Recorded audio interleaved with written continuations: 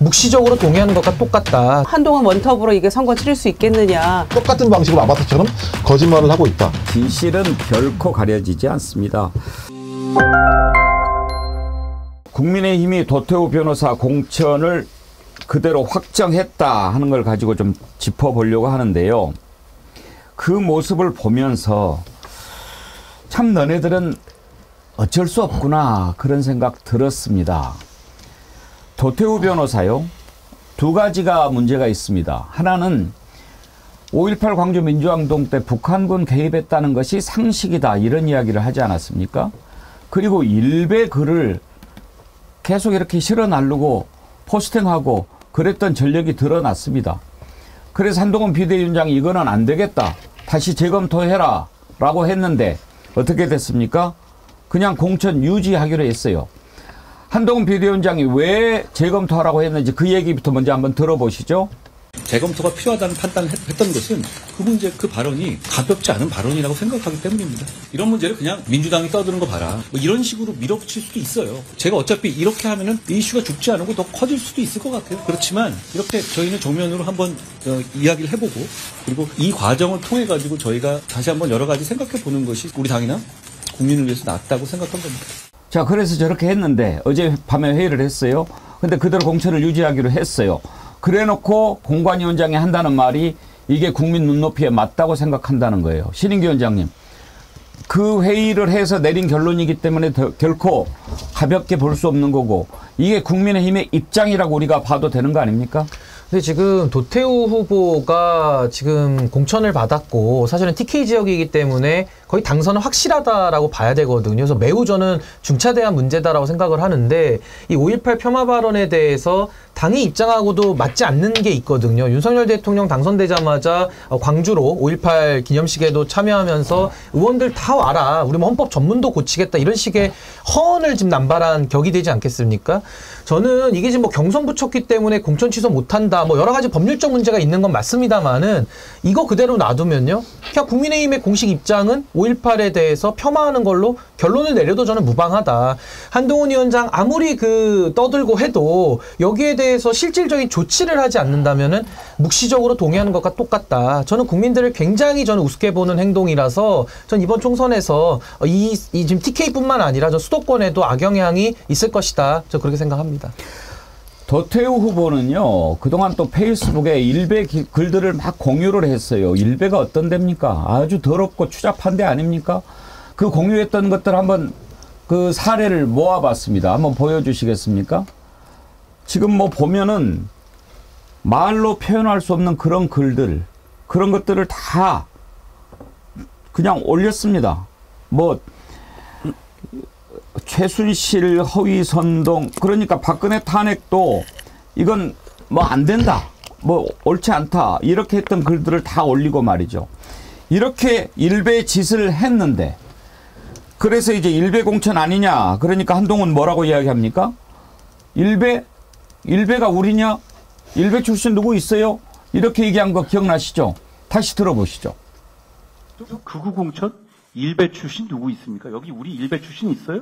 이재명 대표 스스로 일베 출신이라고 하지 않았습니까? 부패 공천? 할 말이 없습니다. 대장동, 백현동, 세상에 이렇게 많은 사안이 한꺼번에 기소된 정치인이 지금 대한민국에 존재합니까? 음주운전이나 검사 사칭이나 이런 부분을 굳이 거론할 필요도 없습니다. 그리고 친일 공천이라고까지 했던데요. 법카로 일제 샴푸 샀으신 분입니다. 저는 정말 놀라운 점은 이걸 한 명이 다 했다는 게 정말 다시 생각해도 놀랍습니다.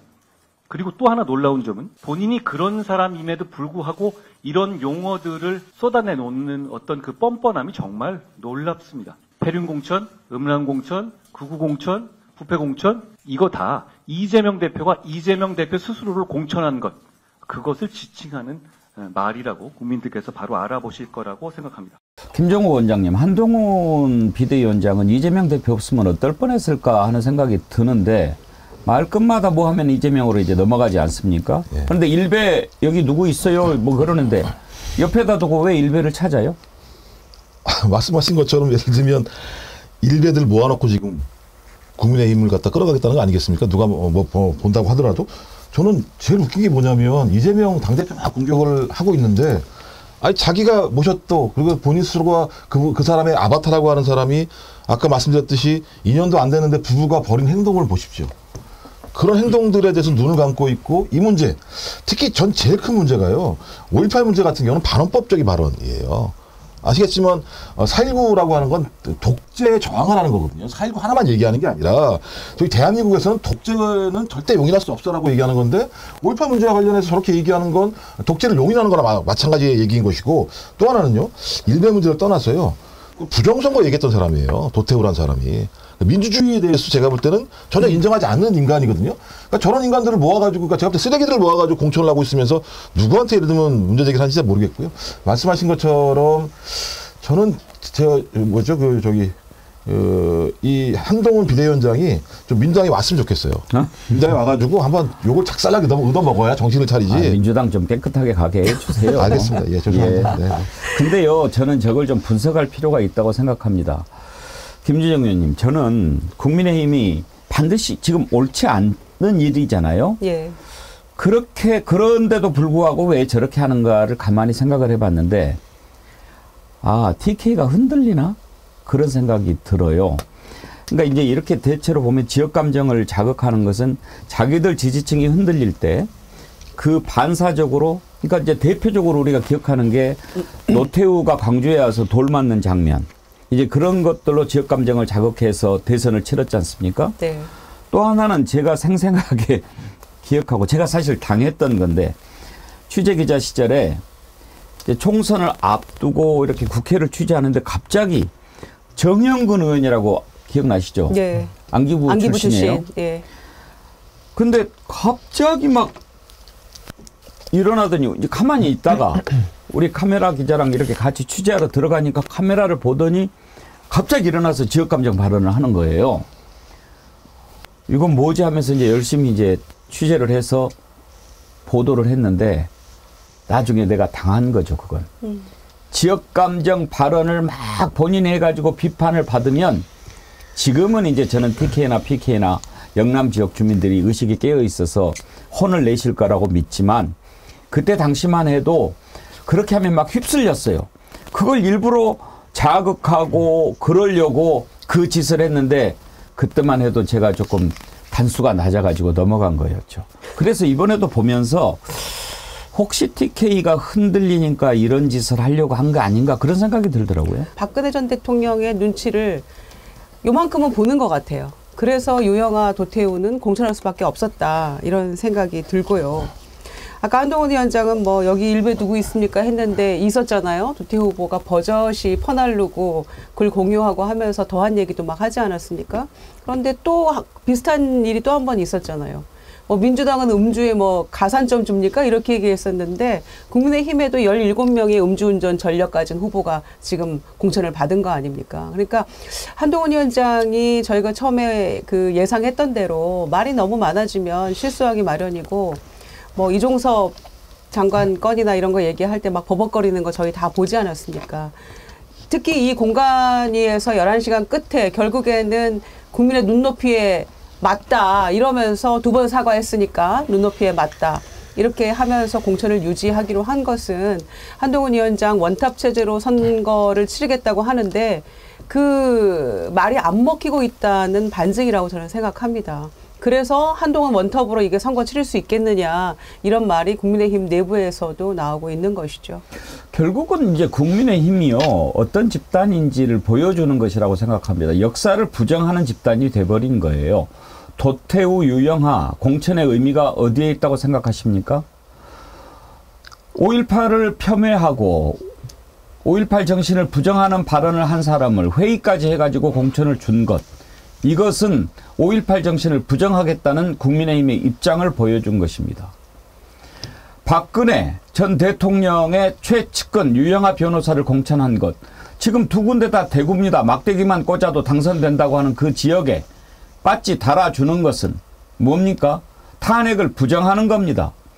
그 탄핵을 통해서 대통령 자리에 올랐던 자가 몇 번이나 찾아가서 읊조리고 죄송하다고 사과하고 그렇게 해서 탄핵을 부정한다면 대한민국 역사는 어떻게 되는 겁니까?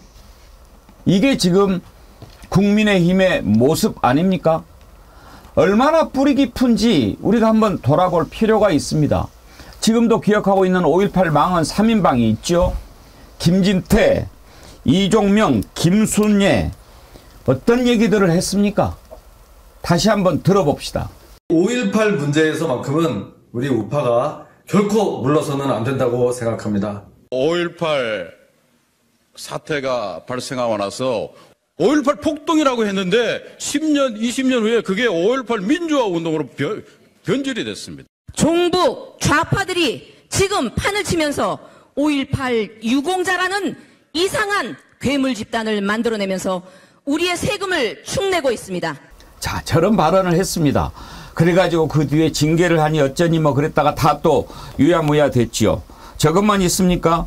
김재원 전 최고는 어떻습니까? 정광훈 목사 만나서 뭐라고 얘기했는지 그것도 한번 들어봅시다. 이번에도 우리가 김 위원장을 사실 밀었잖아. 네. 밀었는데 하이 세상에 우리한테 찬물을 깬 게 뭐냐면 5.18 정신을 헌법에다 넣겠다. 그런다고 전라도 표가 나올 줄 압니까? 전라도는 영원히 10%예요. 영원히 10%. 그건 불가능합니다. 불가능해요? 예. 불가능하죠? 예, 불가능합니다. 불가능하죠. 그냥 저도 반대입니다. 전라도에 대해서 립서비스 하려고 한 거지. 뭐 표 들려면 뭐 조상묘도 판다는 게 정치인들 아닙니까? 이번에 김재원 최고는 공천 받았나요? 네, 지금 경선 아마 있을 경선 거예요. 남아. 네네. 예. 이번에 또 저렇게 되면은 자, 저런 식으로 맨날 해놓고 뭐라고 얘기합니까? 나중에 다 가서 광주 가서 5.18 묘지 가서 절하고 헌법 전문 얘기하고 그런 얘기 하지 않습니까? 이번에 누가 했습니까? 한동훈 위원장이 했습니다. 들어보십시오. 저는 헌법 전문에 5.18 정신을 수록하는 것에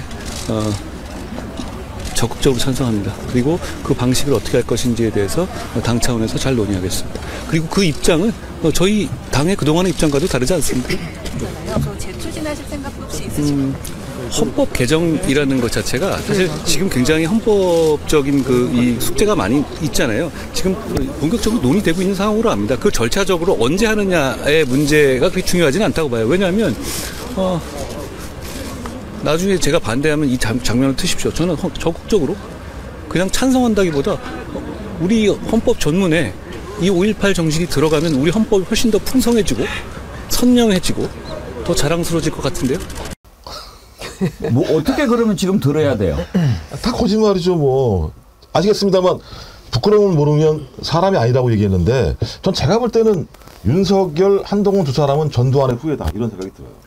말씀하신 것처럼 가장 중요한 문제 5.18 문제와 관련해서 헌법 전문에 넣겠다고 얘기했는데 국민의힘은 계속 그랬습니다. 김종인 비대위원장 광주 가서 눈물을 흘리고 돌아왔더니 또 똑같은 일 벌어지고 이준석 당대표 갔다가 왔더니 똑같은 일 벌어지고 윤석열 갔다 왔더니 똑같은 일 벌어지고 한동훈이 똑같은 일이 벌어지고 있는 상황이라면 저는 국민의힘의 DNA는 5.18 정신을 절대 인정하고 싶지 않다라고 하는 것이 저변에 깔려있는 거다라는 생각이 들고 또 하나 도태우하고 유영아의 공천을 보면서 정확하게 윤석열 대통령이 공천을 했구나라는 생각이 드는 거예요. 아까 말씀하신 것처럼 해외에 갔다 와가지고 오자마자 정상회의하고 오자마자 박근혜를 만났고 또 2주 후에 또 박근혜를 만났고 내려갈 때마다 박근혜를 만났던 과정이 분명히 있기 때문에 박근혜 세력과의 연대를 통해서 보수층을 집결하는 것이 이번 선거에서 본인이 살아갈 수 있는 유일한 방법이라고 본인이 판단한 것 같고 거기에 상징적인 인물이 유영아 변호사하고 도태우라는 두 사람 아니겠습니까?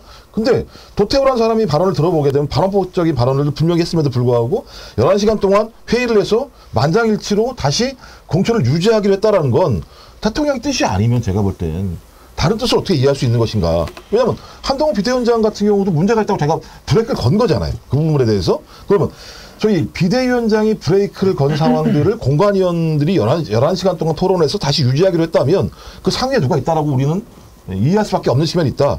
그렇다면 도태우와 유영아는 소위 한동훈의 뜻이 아니라 윤석열 대통령의 뜻이다라고 이해할 수밖에 없기 때문에 저는 기본적으로 대통령은 계속 국민들한테 거짓말을 해왔다. 그리고 그 거짓말에 대해서 나서서 한동훈은 똑같은 방식으로 아바타처럼 거짓말을 하고 있다.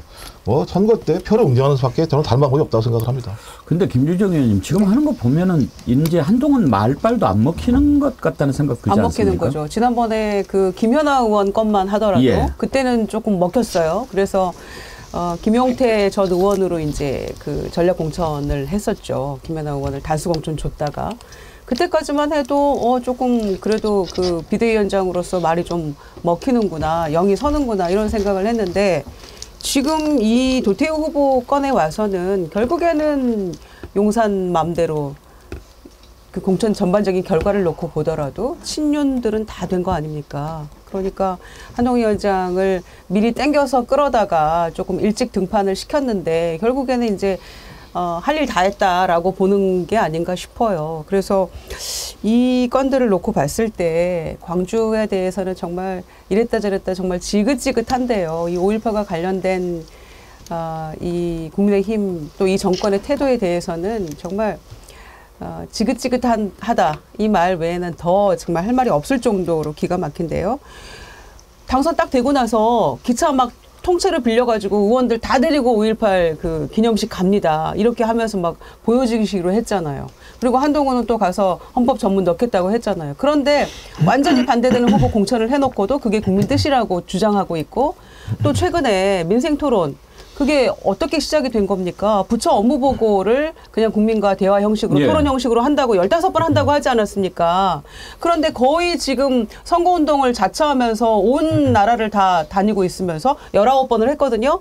광주 전남만 안 하고 있어요. 그러면서 광주 전남을 한꺼번에 몰아서 한번 해볼까? 이런 얘기가 나오거든요. 그래서 강기정 시장이 그렇게 하면 나는 안 간다. 이제 이렇게 미리 선제적으로 얘기를 해놨는데 이것만 보더라도 호남을 얼마나 지금 홀대하고 있는 것이고 5.18에 대해서 어떻게 이 정권이 생각하고 있는 거를 우리가 여실히 알 수 있는 증거죠, 이게. 네, 저는 한동훈 위원장 일단 5.18 발언 관련해서는 뭐 말장난이 너무 심해서요. 저는 일단은 서울의 봄 영화 좀 다시 한번 보기를 다시 한번 제가 권해드리고 싶고 결국에는 정치라는 게 말에 대한 신뢰 아니겠습니까? 우리가 말을 믿지 무슨 정치인이 뭐 제품을 만듭니까? 뭘 합니까? 사실 말을 믿고 우리가 표를 주는 건데 지금 말장난이 도를 넘었다라고 생각이 우선 들고요. 그 법에서도 소송할 때 말의 일관성이 무너지면 소송 패배하거든요. 예. 전 한동훈 위원장이 왜 이렇게 전패하는가? 제가 전패장관이라고 늘 별명을 붙였는데 건드는 사건마다 다 지거든요. 왜 그럴까? 이렇게 모순된 말을 하니까 법정에서는 1년이 걸려서 진실이 발견되지만 정치에 오면은 단기간에도 이렇게 실력이 다 드러나는 거거든요. 저는 아까 김재원 최고가 그 묘자리 장수 그 얘기를 했는데 그렇지 국민의힘의 한동훈 위원장이나 이분들은 다 지금 묘자리 장수 하고 있는 거거든요. 그러니까 표가 필요할 때는 호남에 내려가서 5.18 앞에 무릎도 꿇고 눈물도 흘리고 그 앞에서는 잘못했다고 하고 또 본인들이 이제 표가 필요하지 않을 때는 또 이러다가 지금 또 총선 앞두고는 양당의 그 적대적 공생관계 속에서 또 오만해지는 이 모습을 지금 국민들이 언제까지 지켜봐야 되는가 저는 매우 참 한심하다는 생각이 들고요. 아까 뭐 친일 얘기하면서 또 샴푸 얘기까지 꺼내 쓰던데 아니 지금 일본하고 그렇게 가까이 프렌들리하게 하자면서 물건 썼다고 다 친일이 됩니까? 지금 한동훈 장관이 굉장히 저는 스텝이 꼬였다라고 보고요. 마지막으로 이 5.18하고 저는 탄핵 문제에 있어서만큼은 한동훈 위원장이 저렇게 모순되는 이야기를 계속하잖아요. 국민들에 대한 정면 도전입니다. 그리고 한동훈 위원장은 특히 본인이 특검팀에서 일을 했기 때문에 자기 부정이다. 저 그렇게 생각합니다. 예. 이런 짓을 해놓고도 한동훈 뭐라고 얘기합니까? 광주에서 호남에서 정말 당선되고 싶습니다. 당선되고 싶은 사람이 그런 짓을 합니까? 들어보시죠. 여러분, 우리가 광주에서 소수입니까? 제가 솔직히 말씀드리죠. 저는 우리 당은 광주에서 호남에서 정말 당선되고 싶습니다. 그렇게만 된다면 우리 당의 승리이기 앞서서 이 나라 정치에 값을 매길 수 없을 정도의 대단한 승리가 될 것이기 때문입니다. 광주의 동료 여러분, 우리 한번 그렇게 해봅시다. 정말 멋진 일이 될 겁니다. 가보지 않은 길이고 어려운 길임에 분명합니다. 다 알고 계십니다. 그렇기 때문에 여러분들이 더 대단하신 겁니다. 그렇지만 함께 가면 길이 됩니다. 우리 한번 같이 가봅시다. 그러면 한동훈이 광주에 출마하면 어때요? 지금 제가 어제도 얘기를 했는데 이번에 뭐 어디 광주인가 전남 쪽에 공천한 후보가 전과가 뭐 19범인가 예. 뭐 된다면서요. 예. 그런 자를 공천해놓고 광주 호남에서 당선되고 싶다? 그건 말이 안 되잖아요. 그렇죠. 찍을 사람을 보내줘야죠. 5.18의 상징처럼 되어 있는 그 도청, 전남 도청이 있던 그 자리, 그 지역의 동구 쪽으로 그러면 본인이 출마를 해서 정말 길을 만들어 보시든지 그렇게 하지 않으면서 지금 무슨 광주에 대고 이런 얘기하고 전혀 언행 일치가 안 되는 이런 식의 공천을 하면서 광주를 더 모욕하고 있다고 저는 생각합니다. 저는요, 정상인하고 사기꾼하고의 차이점이 있어요. 예. 정상인과 사기꾼을 가르는 기준이 뭐냐면요. 양심이 있는 사람은 사기꾼 절대 못 됩니다. 이 찔리거든요. 그래서 말이 헛나오거나 뭐 손에 땀이 나거나 이러겠죠. 근데 사기꾼들은 양심이 없기 때문에 얼굴 표정 하나 안 바뀌고서 엉뚱한 소리 하면서 돈 빼가거든요. 저는 한동훈 위원장 방금 발언 보면서 지금 도태우 사건과 연관해서 보면요. 그 양심이 없는 사람 아닙니까? 저런 걸 정치 사기꾼이라 부르는 거예요. 국민들 상대로 표팔이 하면서 조상 몇 자리 깔면서 표만 되면 아무 말이나 하는 거 아닙니까? 그리고 말 지키지도 않고요. 이건 거짓의 단계를 넘어서서 저는 사기의 단계로 가는 것이고, 그렇다면 사기꾼은 양심이 없는 거예요. 발언을 들어보니까 양심이 안 보이네요. 양심이 없고 후한무치한 거 아닙니까? 저는 이제 한동훈 위원장 그동안의 발언은 제가 그냥 호기심에 봤어요. 그냥 어디까지 이상한 말을 하는지 궁금해서 이렇게 봤는데, 거의 이쯤 가가지고 이제 우리가 그 종합적인 자료들을 놓고 지금 분석을 해보면은 양심이 없는 사기꾼이다. 이렇게 규정 지어도 아마 할 말이 없을 겁니다. 제가 볼 때는. 그러니까 저는 놀란 게 한동훈 얘기하는 게 대단하신 겁니다. 광주에서 국민의힘의 이름을 가지고 선거운동 하시는 분, 네, 멋진 일입니다. 이걸 제가 볼 때 뻔뻔스럽게 얘기를 해요. 뒤에서는 도태우 공천 시키면서, 그다음에 광주 문제와 관련해서 저런 문제가 발생했음에도 불구하고 당에서 공식적인 입장들을 내세울 수도 없으면서 좀 제가 볼 때 그분들 불쌍하거든요. 근데 아까 사기꾼이 그런 거잖아요. 불쌍한 분 앞에서 와 대단하십니다, 멋진 일 하십니다라고 얘기하는 건 저 같으면 부끄러워서라도 그런 말을 못할 것 같고 미안해서라도 그런 말을 못할 것 같아요. 근데 저렇게 당당하게 얘기하는 걸 보면서 아 저건 사람이 아니구나. 아까도 말씀드렸습니다만 공자가 하신 말씀이 부끄러움 모르는 사람이 아닌 건데, 자 그것도 부끄러움조차가 아니라 저렇게 예를 들면 하는 행동에 대해서 앞에 대놓고 대단하십니다라고 얘기하는 걸 보면서 아 저 사람은 사람을 어떻게 판단하고 대하고 있는지에 대해서 저는 여실히 드러나는 명장면 중에 하나라고 생각합니다. 아니 근데 그 양심이 없는 것도 뭐 저도 부족한 사람이니까 가끔 제 양심에 반하는 일을 하면서 속죄하고 살거든요. 근데 이건 너무 노골적이잖아요. 저렇게 공적인 자리에서 카메라가 다 비추고 있고 자기 발언이 어떻게 해석되는지를 다 알면서 어떻게 저런 말을 할 수가 있습니까? 그리고 저렇게 도태우에 대해서 5.18 공천을 취소하지 않고 계속 준다? 이 이율배반성에 대해서 양심이 없어도 유분수지, 이건 너무나도 노골적이고 정치인으로서는 특히 전 넘을 수 있는 선은 이미 너무 한참 넘어버렸다. 이제 국민들이 다 알아버렸기 때문에 정치 사기꾼한테 남은 건 뭐겠습니까? 징역형이죠. 정치적 징역형이 이건 떨어질 수밖에 없다. 앞으로 정치하기 어려울 겁니다, 한동훈 위원장은. 아니 아까 그 발언 가운데 보면은 나중에 제가 딴소리 하거든 이 영상을 트십시오. 내가 이 말 했다는 거 상기시켜 주십시오. 이 말이잖아요. 아니 멀리 갈 것도 없어요. 그냥 도태우 공천 취소하면 되는 거예요. 일단 그래야지 본인의 결심이 그 말이 맞다는 것을, 진실성을 포함하고 있다는 것을 보여주는 거 아니겠어요. 무슨 먼 훗날까지 갑니까? 총선 끝나고 나면 본인 비대위원장 계속 당에 남아있나요? 사라질 거 아닙니까? 그때 무슨 책임을 어떻게 들어요? 어디 가서 영상을 틀어요? 맨날 이런 질문하면은 아로 물으면 다로 얘기하는 그런 엉뚱한 답변만 늘어놓는 사람이잖아요. 그때는 어떻게 미꾸라지처럼 빠져나갈지 참으로 궁금하기도 합니다. 의원님, 한동훈은 권한이 없어요. 도태우에 대해서. 아니, 권한이 없겠죠. 그러니까 권한 있는 척 하잖아요. 내가 당대표다 막 그것도 이러면서. 사기예요. 이철규는 스텝이다 막 이러잖아요. 이제 다 드러나고 있는 겁니다. 진실은 결코 가려지지 않습니다.